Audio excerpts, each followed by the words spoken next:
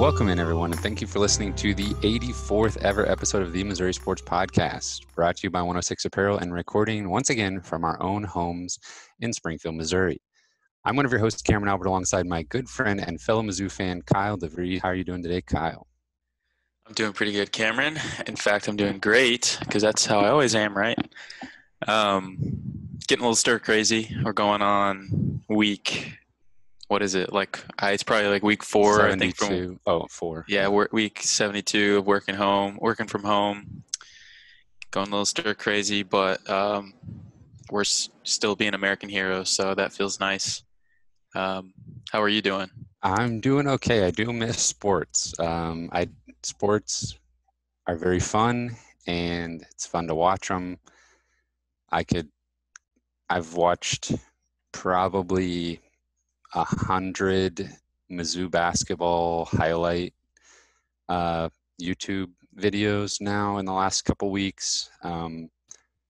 Missouri National Guard sponsors those videos a while back, so get to hear Ben Arnett say something like Missouri National Guard always there, or something like 50 billion times, because I've watched so many basketball highlight tapes. I know exactly what you're talking about. Yeah, I feel like I love going back and watching Drew Lock videos. I feel like that's probably my favorite thing to watch right now, just because I don't know. I just love watching the ball come out of his hand, man. He was a special talent, and he obviously still is.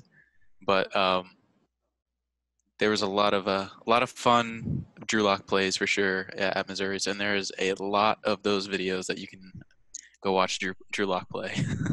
Yeah, and I think I've been just doing basketball because I don't know, just getting the college basketball season being cut short, and Missouri maybe only had one game left, but college basketball in general, just the NCAA tournament, we would have had a champion already. Mm-hmm. And just not getting any of that March Madness. I've watched a few March Madness compilations of good best finishes and comebacks and upsets and stuff like that. And I don't know, it just doesn't quite, when you know what happens, when you see the score at the bottom and you're like, oh, I know what upset this is or whatever, it's still cool to relive it. But the fact that we missed out on another March of new memories like that is always going to be disappointing. Yeah, it was painful for sure. As one of the best sporting events out there, that was definitely a hole in my heart to know that was supposed to be happening for sure. And that was one of the first big dominoes to fall. I feel like of this whole coronavirus situation was the NBA season getting suspended and March Madness getting canceled and all that. That was when it was really starting to, I think, hit general society. Okay, wow, this is gonna get serious probably. But so at a certain point, it was okay, obviously they're canceling this. But I think when we first started hearing about it, it was are we really gonna go without March Madness? Is that really gonna happen? But yeah, I think we talked about this before back when it first happened, but I think I texted everybody and was like, I think if the tournament happens, it'll be played without fans. And that was before the NBA season had been suspended. And part of me wishes I'd have just said, I don't think there's going to be an NCAA tournament. And you guys would have been like, oh, you're crazy. What? That'd be so out of nowhere, because it would have been. And that was kind of a bold prediction, just saying that it'd be played without fans at the time. mm-hmm. But I don't know. Part of that was me also trying to find a way that stuff could go on.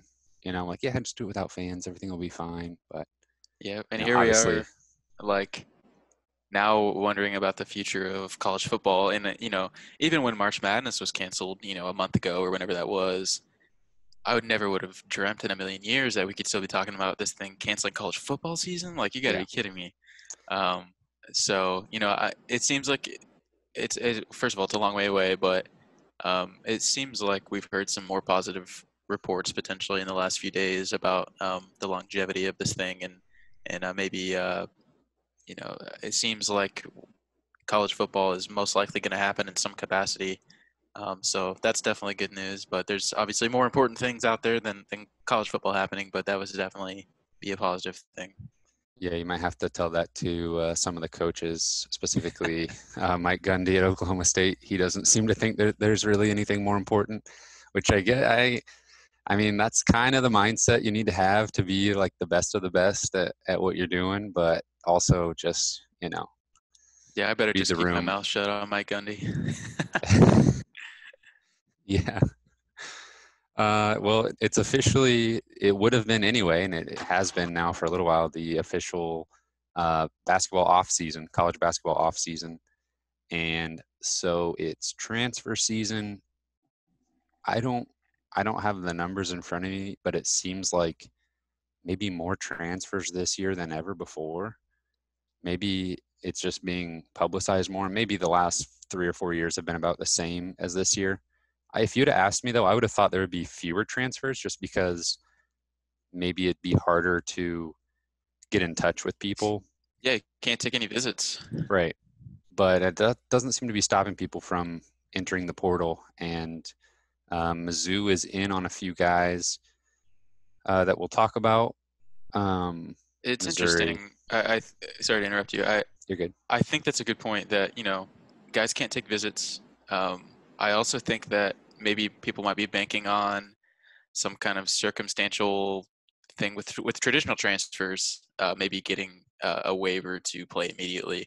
I wonder if people may be thinking that they might get a release to play immediately because of everything that's going on.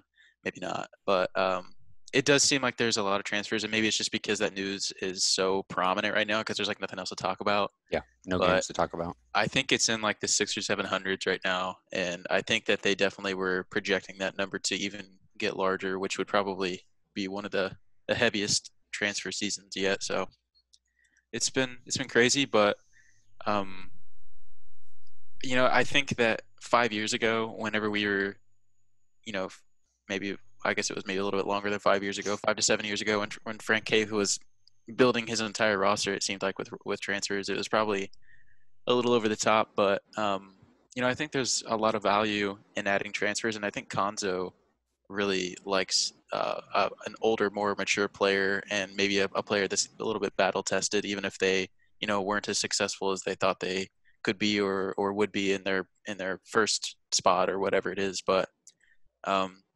I definitely think that the transfer there's so many great options for additions on the transfer market, and I think it's exciting to follow. And sometimes you know what you're getting a little bit more, maybe in a transfer than in a traditional high school recruit. Yeah, we've got a lot more. We've got film on them at a higher level, even if they're a JUCO transfer, you're at least seeing them, in at higher competition than high school.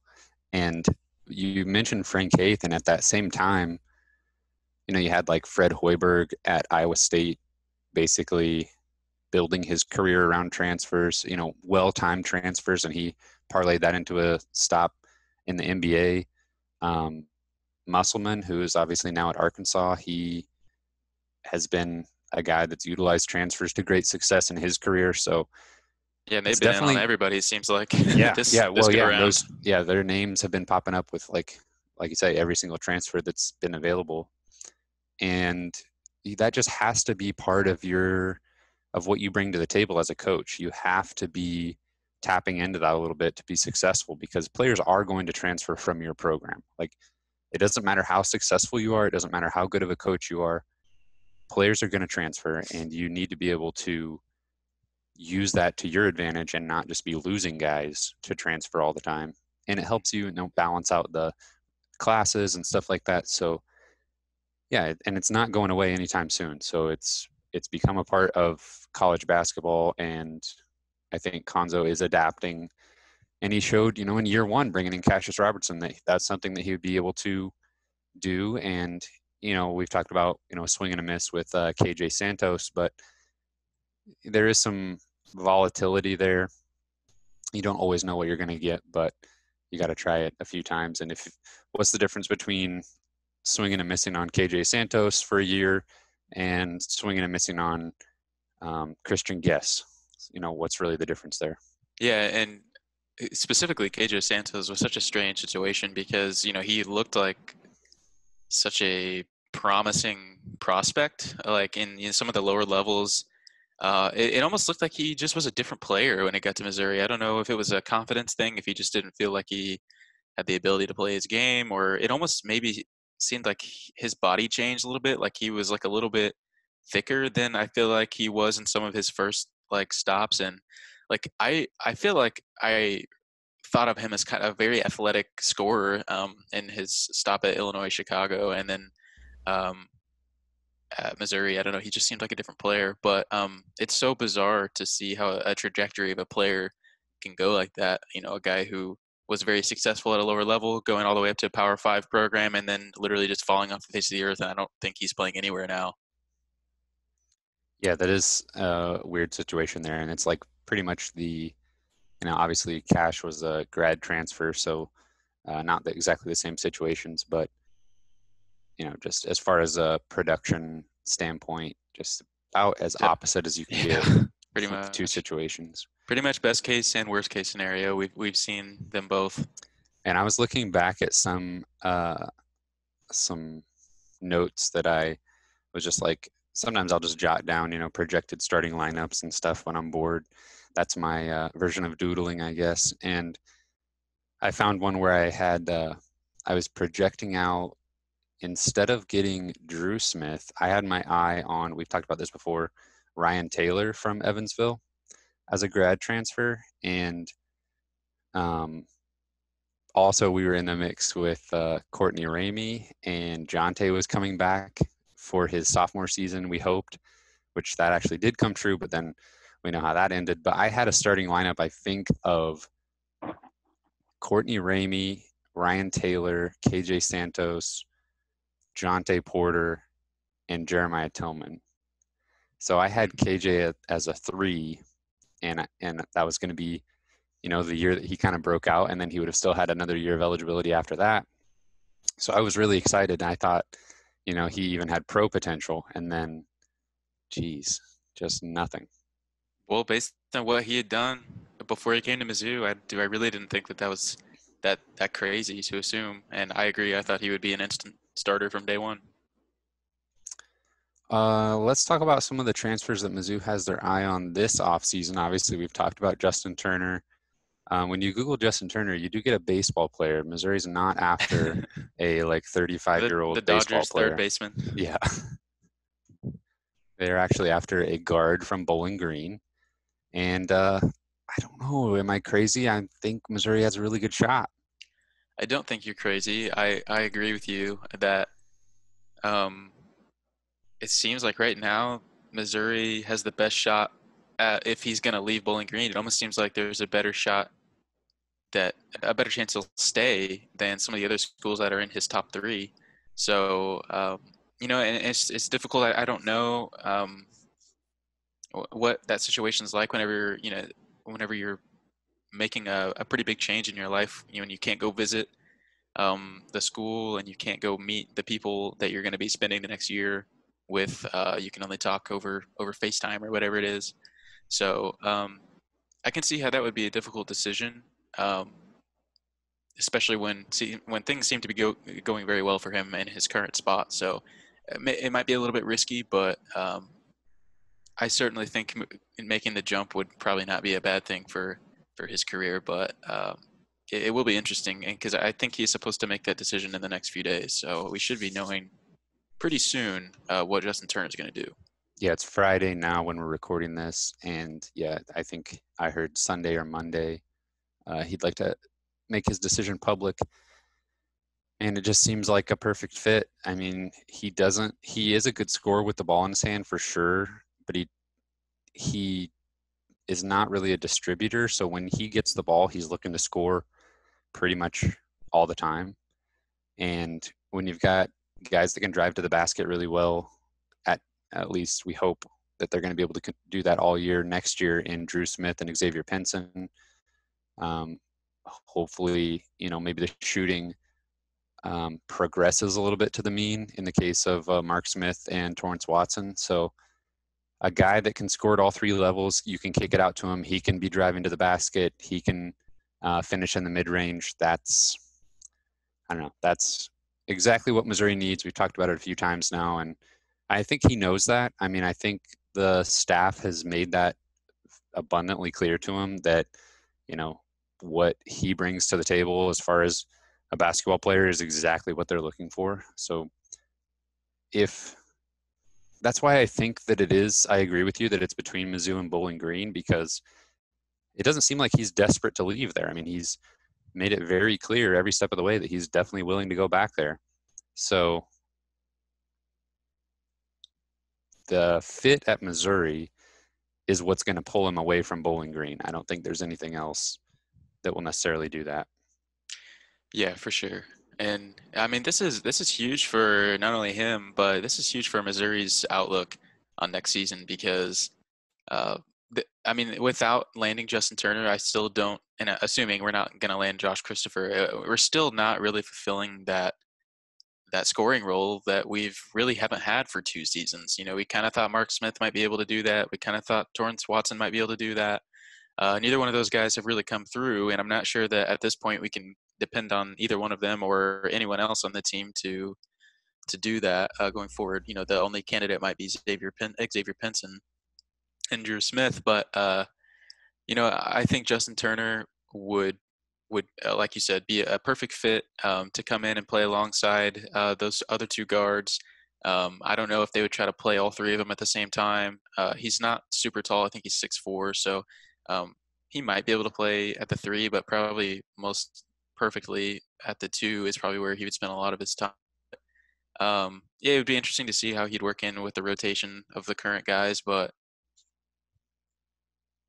hey, I don't know. It's almost like at this point, I would rather land him than Josh Christopher because I think that they could potentially both be one season players that fill similar scoring roles, and I almost think I could trust Justin Turner to come in and score the ball more efficiently than Josh Christopher could, just because we know that he's done it at the Division I level. Yeah, I mean that makes sense. You won't hear any argument from me in that regard. I think it's interesting. We've been talking about Cassius Robertson, obviously, is a parallel story to what we're trying to do with Justin Turner here. Um, he actually was Justin Turner was interviewed by CJ Moore with The Athletic, and he said he actually brought up Robertson, said Cassius was in a similar situation, and Mizzou needed a scorer like that, and he came in and had a big impact. And he said Turner is talking about Robertson. He said he loved the atmosphere, loved Coach Martin, and loved the relationships he built there.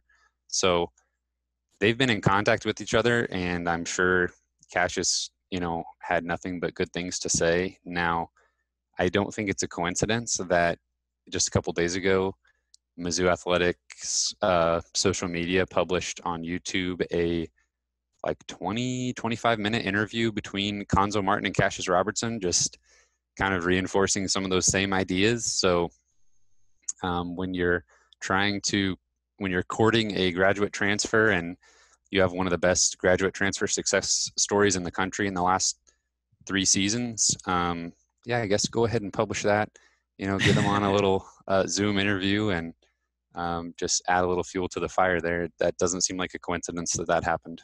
Oh, not at all. And honestly, from at least the public perception of how I feel like this recruitment of Justin Turner's gone, I feel like Konzo Martin has done about as good of a job as he can possibly do. It seems like they've really hit on all of the important things that a graduate transfer would be interested in, especially one that would come in and fill a similar role to Cassius Robertson. I think they've done everything they can at this point, and I think they've put themselves in a really really good position to land a very potentially game changing recruit. So it's exciting, and I'm anxious to see what Justin Turner does in the next few days. But I have to agree with what you said earlier that I think Missouri's got a really good shot. Yeah. Yep, I'm excited for sure. Another transfer I don't think we talked about last week was a traditional transfer guard from Michigan, David DeJulius. He's originally from Detroit, so of course, the Mizzou staff has been in touch with him. Pretty much every player in the Detroit area at least is known by the Mizzou staff, but that is one that Missouri has been officially linked to him since he has entered the transfer portal from Michigan. Just looking at his KenPom profile, he looks like a pretty standard point guard. He's listed as at exactly 6 foot. He played 2 seasons at Michigan. Basically didn't play at all his freshman year. 6% of minutes. That bumped up to 51% this past season. Decent offensive rating of 108. Didn't turn the ball over much at all. Didn't foul much. Shot 36% from 3 on 83 attempts. So yeah, a pretty solid point guard prospect, I guess, if you're looking at a guy that would sit out a year and then have 2 years of eligibility left. So there's a lot of players in his recruitment. I don't know if you got any more information on that, but yeah, definitely a guy that looks like it's worth kicking the tires on. And, for a guy to sit 1, play 2, looks like a pretty good fit as far as I'm concerned.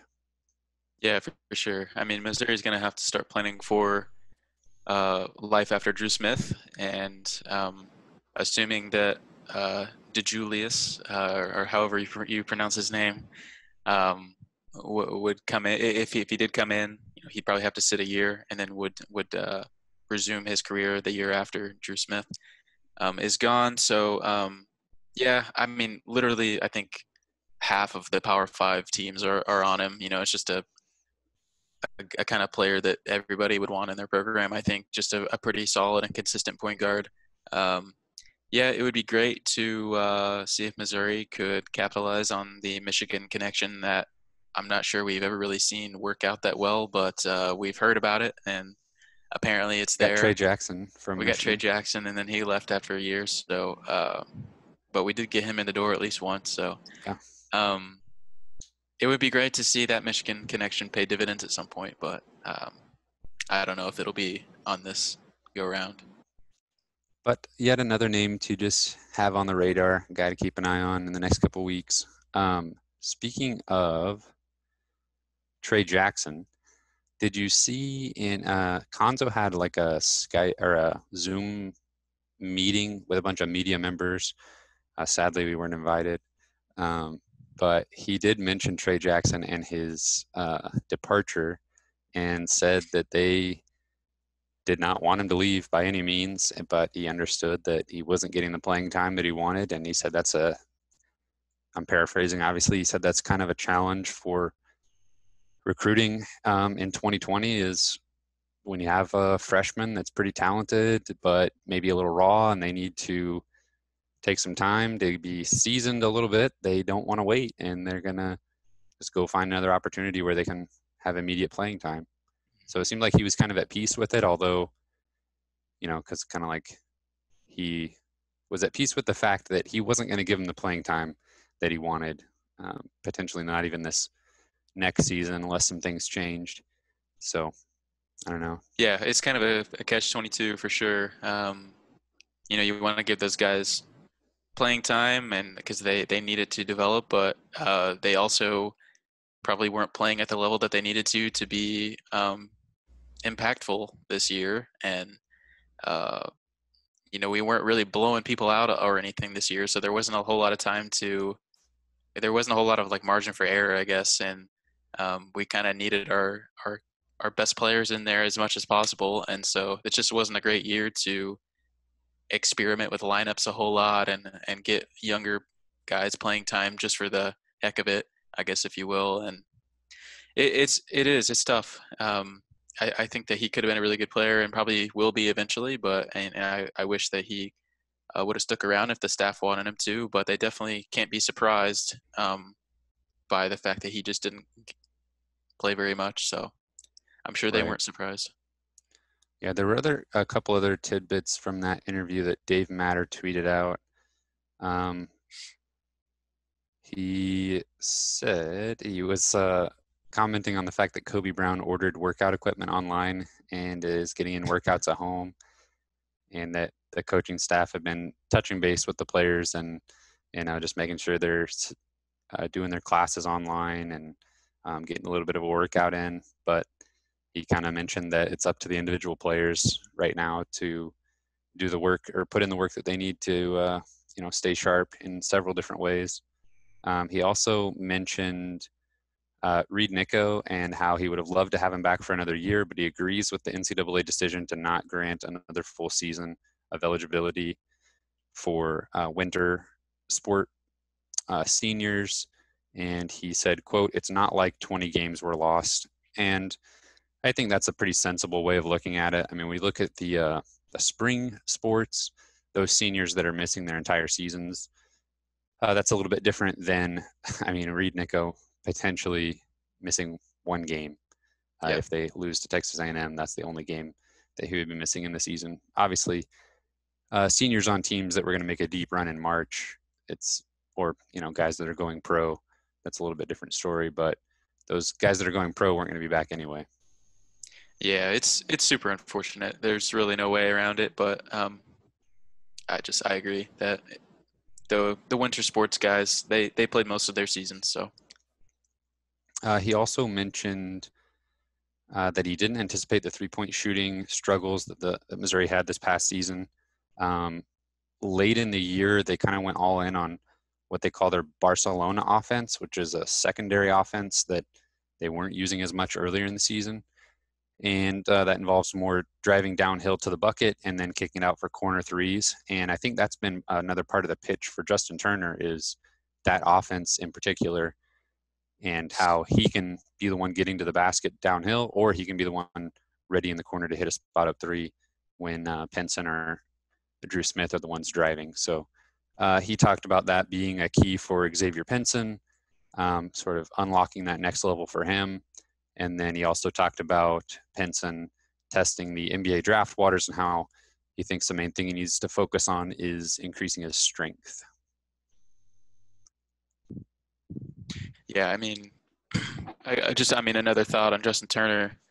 I think that whenever we wanted to go get Cassius Robertson a couple of years ago, it was definitely like kind of a going all in for this kind of season, for this season kind of thing. And I definitely get the feeling that there's some of that going on with this next season too. I mean, we could potentially, assuming that Jeremiah Tillman and Xavier Pinson come back for next season, there's obviously we're going to lose Jeremiah Tillman no matter what, and there's a good chance that we lose Xavier Pinson to a professional league, maybe. So, and we're definitely losing Drew Smith. So there's definitely an element of we've got one more shot with this team that Konzo I think likes. It seems like there's a lot of guys on this roster he really likes. Let's try and see how well we can do. Kind of go all in. Yeah, I think that would have been the pitch for Josh Christopher too. Is look at some of the seniors that we have, some of the dynamic playmakers that we have, and you're that next piece of the puzzle that could put us over the edge, and that's got to be the same pitch that's been happening with Justin Turner as well. Speaking of Josh Christopher, though, I can't help but bring up some more Josh Christopher news because there's an update, Kyle. This is a big update. He tweeted that, I can't find the exact tweet, but he tweeted that the school he will pick, he gave us a hint, has the color yellow in its color scheme. Now that's kind of interesting on for a couple of reasons. First of all, depending on what you call yellow, every single one of his top five, his final five, has yellow in it, and that's the joke. That's why he tweeted that. However, if you go look at their actual color schemes, none of them have the word yellow in their color scheme. It's all gold or, because of Michigan, maize. So no yellow to be found in the official color schemes. Yeah, if you look through the replies of that tweet, pretty much like any big recruit, whenever he starts talking about school-related stuff, like literally every response is just like people like advocating for the school that they're a fan of or whatever. And on this particular tweet, I feel like a lot of people are just like, would you stop? Like, and would you just pick somebody at this point? Like, it's getting ridiculous. So it's just kind of funny. But good to know Missouri apparently still has a shot if you consider gold to be yellow. Yeah, I mentioned on Twitter, producer Cameron, I don't know if you saw this, I didn't tag you in it, but I mentioned that You sometimes refer to Mizzou gold as yellow. So if we let you I did have a that one pass, time. We well, we won't can let you give forget Josh it. Christopher a pass. I don't care if he says I've decided to attend Mizzou College because I love Wiz Khalifa's black and yellow.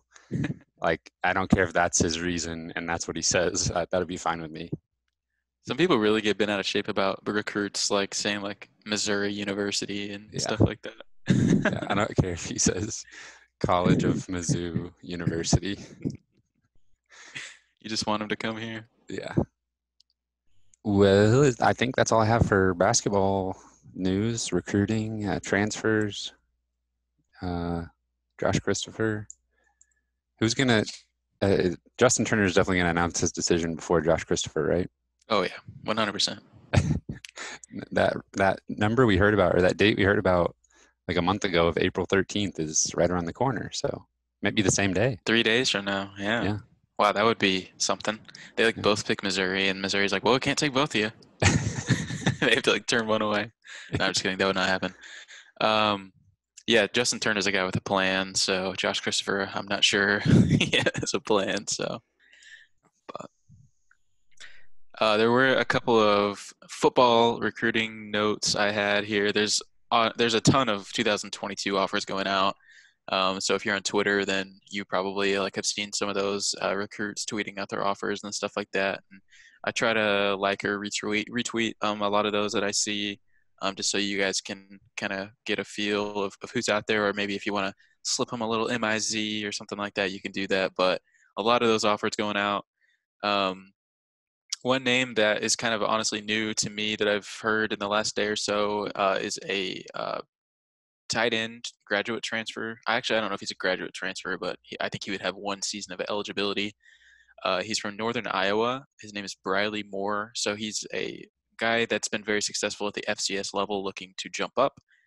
He's a native of Kansas City. He played 3 seasons at Northern Iowa, and I think he was hurt for one of his seasons, so his stats probably would have been even better if he were healthy for one of those seasons. But he had 83 catches for about 1,100 yards. That's pretty good for a tight end. And he's down to a top 3 of Kansas State, Mizzou, and Baylor.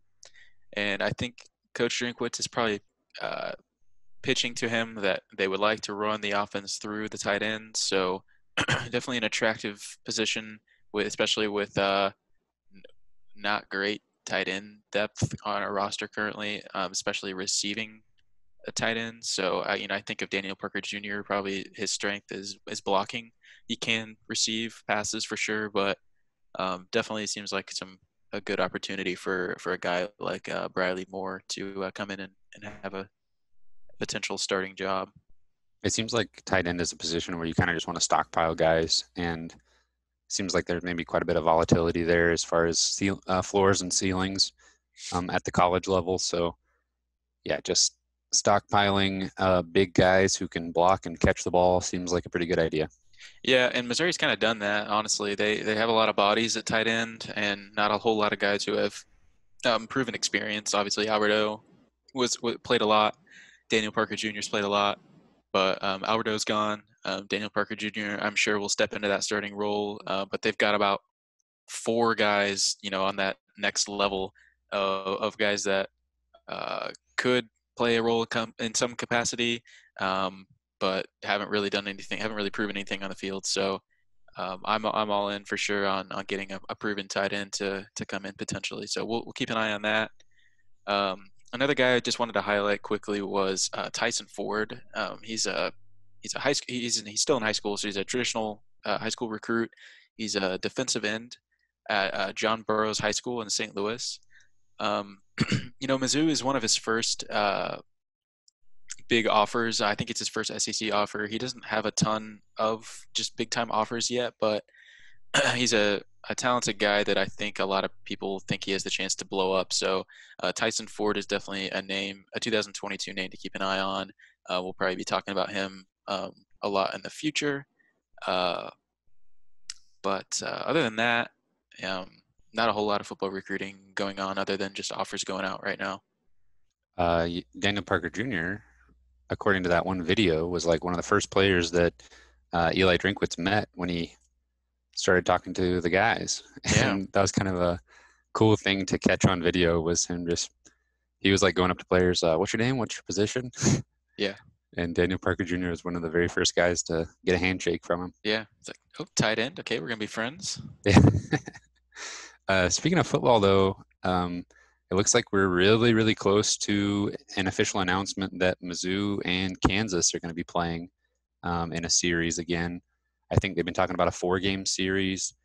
There was, word of this a while back that this was, in the works. Obviously they finalized things on the basketball side, but yeah, that's awesome. Border War is coming back in full force, and if you'd asked me about this 2-3 years ago, it did not look good. Like, it did not look like Missouri and Kansas were very close to playing each other outside of, tournaments in non-revenue sports. So, this is great news in my opinion.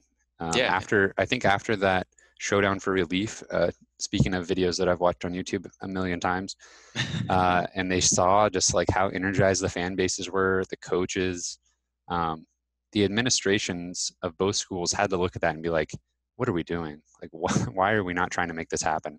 Oh yeah. I don't know. That's conjecture on my part. I don't know if that was actually the catalyst, but it probably didn't hurt just seeing how energized the fan bases were for that game. Yeah, I mean, sports are ultimately entertainment for the majority of people. And there's not many more things that are more entertaining than seeing a big rivalry renewed. And Missouri's going to play Kansas in basketball next year, and they're going to play Kansas in football and Illinois in football. And I just don't. I agree with you. I don't really see why you wouldn't do that.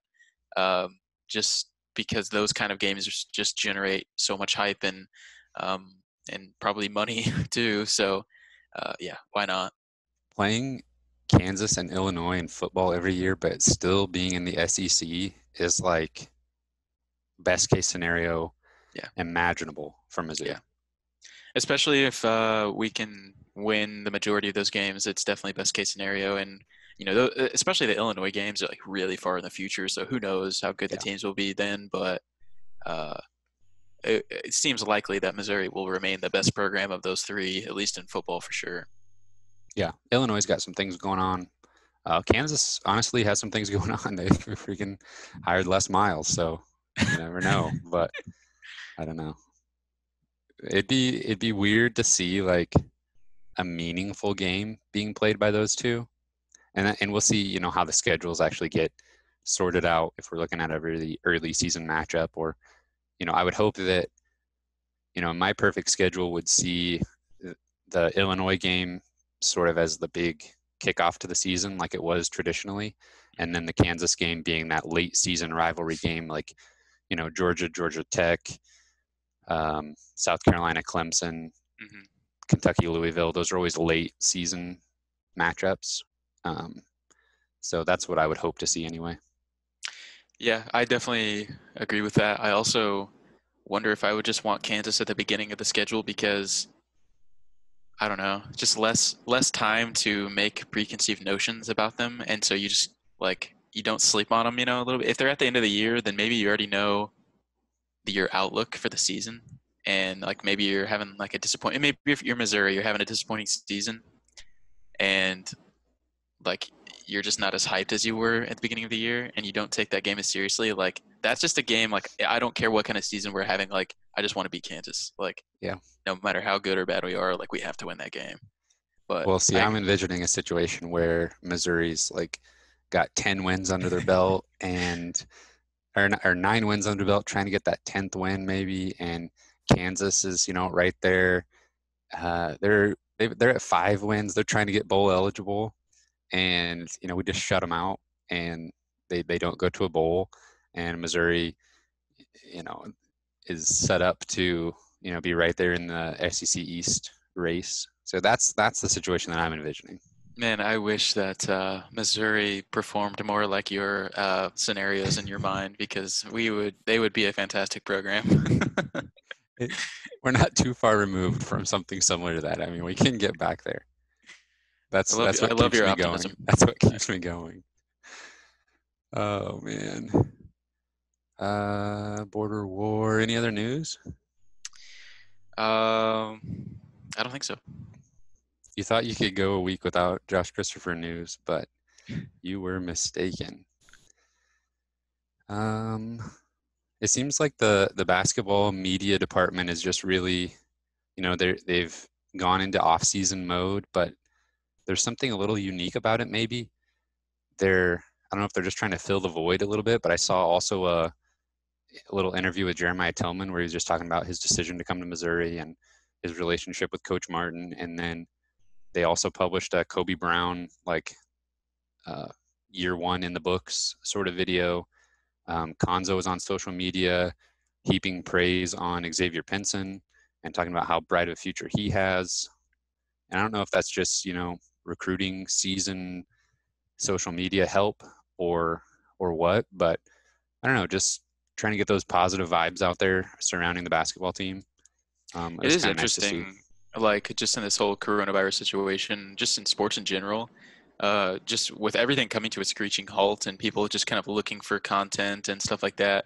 It's really like given us time to just kind of reflect on all the sports that's happened, in the last few years. And I don't know, it's kind of given us some time to just catch our breath. And for once, we're not like thinking about like the immediacy of sports or the next couple of months. We're just taking some time to look back. And I've seen a lot of reruns of different stuff on ESPN or whatever it is. I've watched a lot of just older footage of stuff I've never seen before, and it's kind of cool. And Yeah, they uh, published that 1993 basketball game, that triple overtime, I think.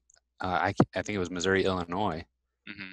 And I watched a little bit of that, and it was weird hearing Joe Buck and John Sunvold calling the game. Like, wow, I would take that, any day of the week for Mizzou, calling a Mizzou game.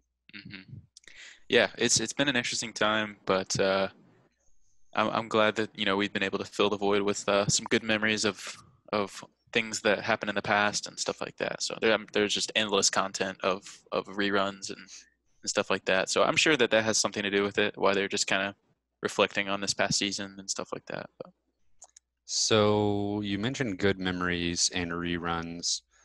There was a Twitter user, I'm going to try to find them real quick, that, to be honest with you, brought up some less than great memories from Mizzou basketball past. And producer Cameron, Kyle sent you an image here. This guy's name is Aaron Pinkerton. That's where you originally saw it, right? Kyle was on this guy's Twitter.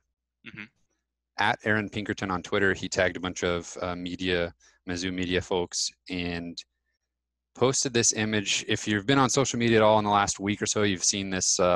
You can only pick 3 meme challenge image thing with all different categories and jokes and things. But this was kind of a Mizzou transfer / dismissal edition from a 2-year period.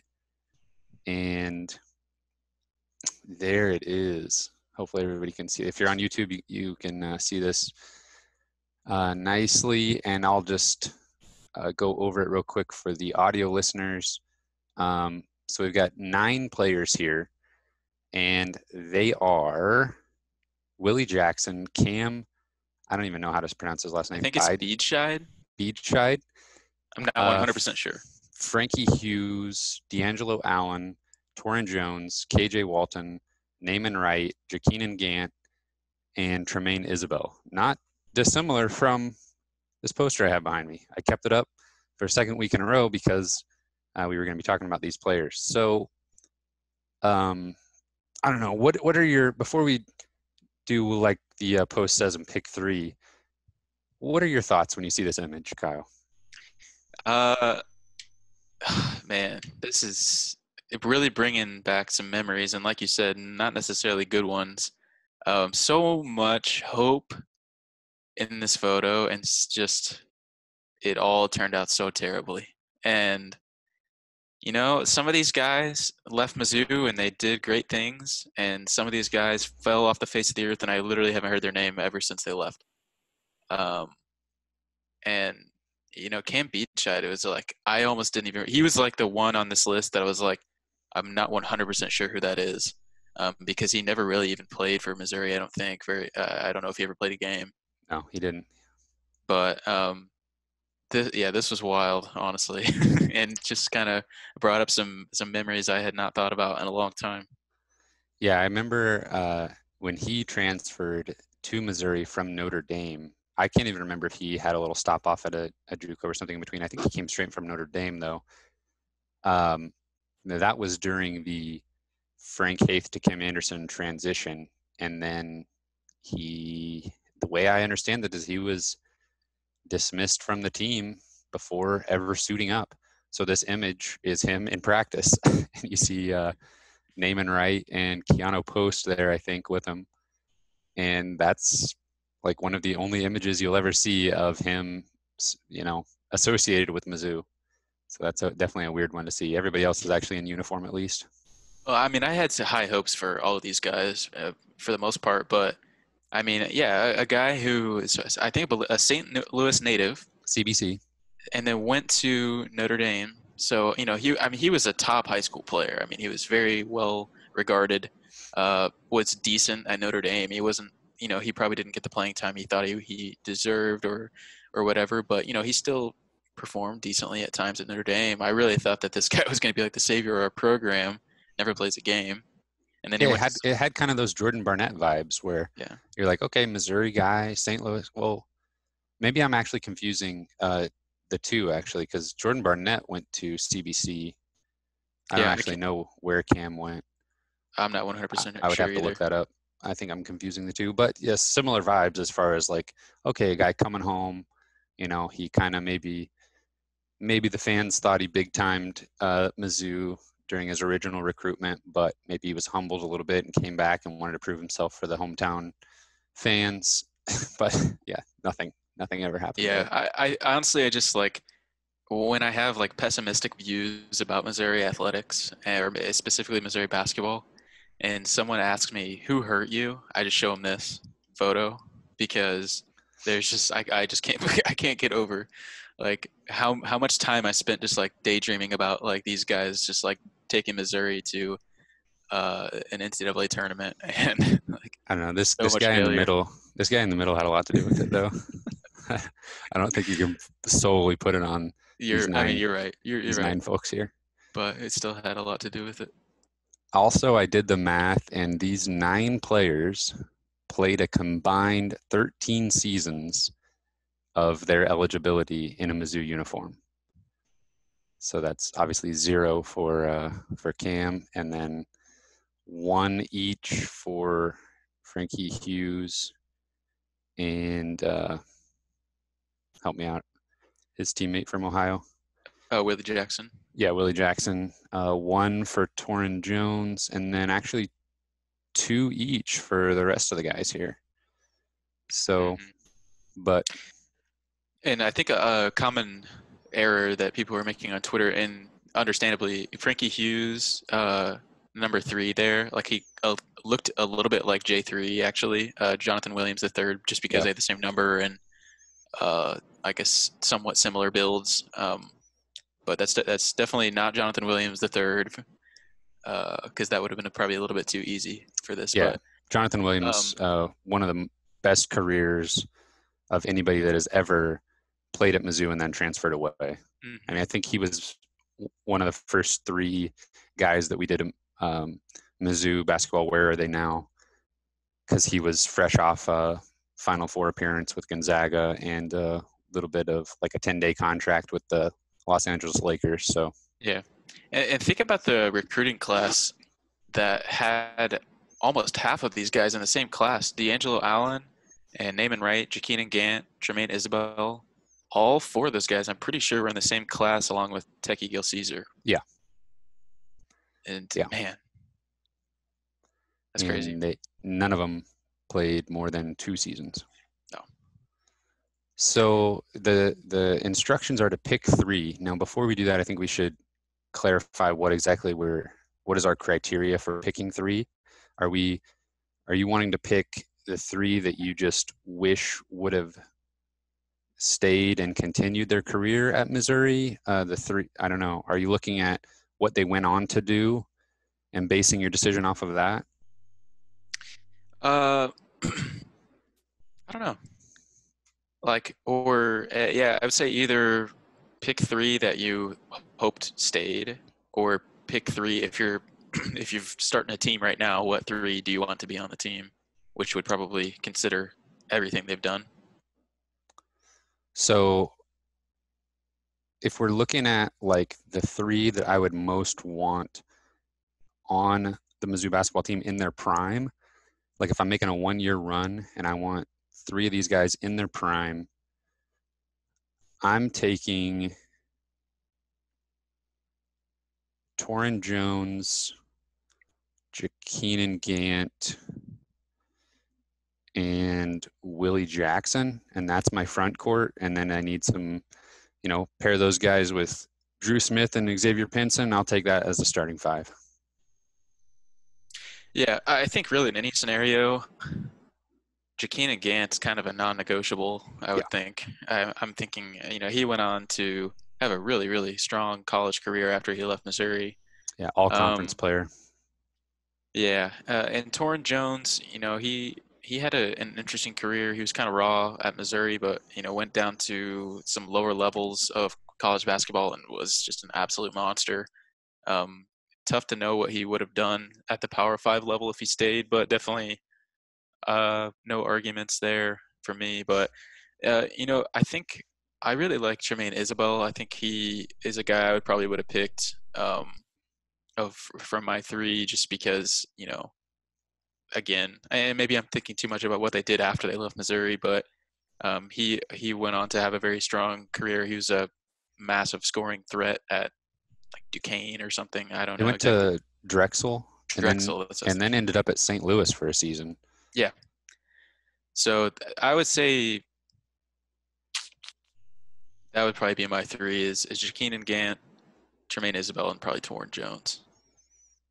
Yeah, just to go back to Cam Beachside, it would just be so interesting to see what he would have done with a season at Missouri. I don't know if he had 2 years of eligibility, but even just one season, it's just we don't really know. I don't think we ever saw what he could have been at his peak as a college basketball player. And that's true of several of these guys, honestly. Naaman Wright went to Colorado. KJ Walton went to Ball State. Um, D'Angelo Allen, I don't think ended up anywhere. Um, but one of the reasons I picked Willie Jackson is because he went to Toledo and he had an incredibly solid I don't know if he was named to an all conference team, but he had that type of season his senior year and was just the kind of like rebounding, efficient scoring machine down low and in the mid range that it seemed like from day one you could project that for him at Missouri as well. Yeah, I could see that. He was maybe like a little bit undersized to be super effective um, as kind of a forward, at least maybe at the top of college basketball. But yeah, I mean, certainly you could see something in him there in his freshman year at Missouri, and like he was just from his high school tapes and stuff, you could definitely see how he could carve out a role. Um, Frankie Hughes was kind of an interesting trajectory. He was a pretty highly recruited guy coming out of high school, and then started super hot at Missouri. Like his first few games, he scored like 20 points in each of the first few games, and he was just shot the ball really well, and then just kind of tapered off. And I think he was the guy maybe that spent some time at Duquesne at I one think you're point. right. Yep. But And he actually finished his freshman year off on a high note. I think this was the Auburn game in the SEC tournament where Kevin Pritchard hit the game winner. But before that, that was in overtime, I believe. Frankie Hughes hit some huge threes to keep him in it late. And if it weren't for him, then that Kevin Pritchard never has the opportunity to hit the game winner. So I remember him having a pretty strong just tail end to the season as well, specifically in that Auburn game. yeah, yeah. Naaman Wright was a guy that I might have had the highest hopes for out of anybody, honestly. I, for some reason, just really liked him as a recruit coming out of high school, and um, He had a I just, huge game when Missouri upset Florida yeah, yeah, that was probably his most at home. notable game for sure in Missouri uniform, but uh, it just never quite blossomed in the way that I thought he might. But yeah, this is interesting, and I really love these pick three memes. They're really fun. But this is Good this way is to pass the time. truly something special here. Yeah. Maybe And we'll have to do something similar with we've talked about maybe picking an all-decade team or something like that for Mizzou basketball or something like that. But it's always fun to revisit some old memories of Mizzou sports. yeah, I do want to mention Torrin Jones because like I said, I was deep in the rabbit hole of watching old highlight videos on YouTube, and he had a game.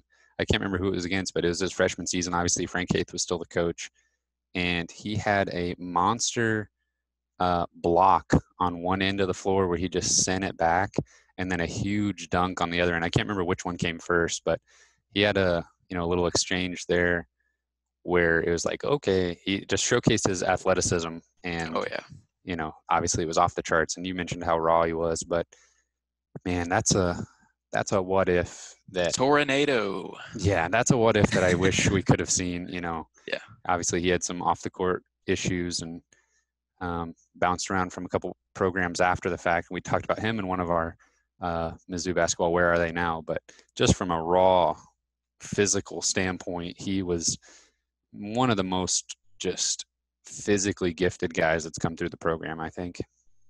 Yeah. Athletically, at least. for sure. Well, Kyle, you got anything else for the folks this week? Appreciate the gentleman that posted that, letting us all think about, and kudos to him too for, just picking the perfect 9 guys to just That really was.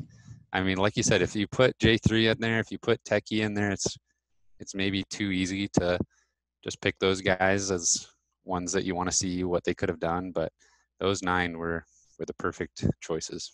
Yeah, it scares me a little bit about thinking about Trey Jackson and thinking about some of those guys who are just probably right on the cusp of having like a breakout year at Missouri, and then they leave to go somewhere else and end up having their breakout year somewhere else.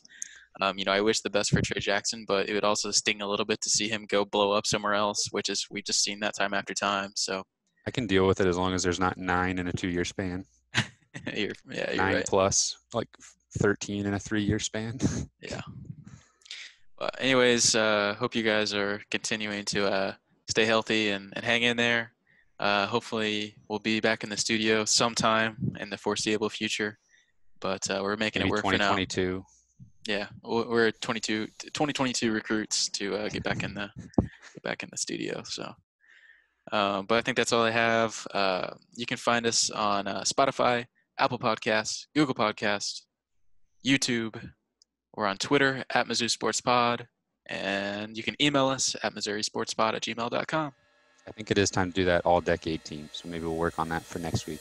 Sounds good. You can find me on Twitter at C_Albert08. Thank you, everyone, for listening. We will see you next week.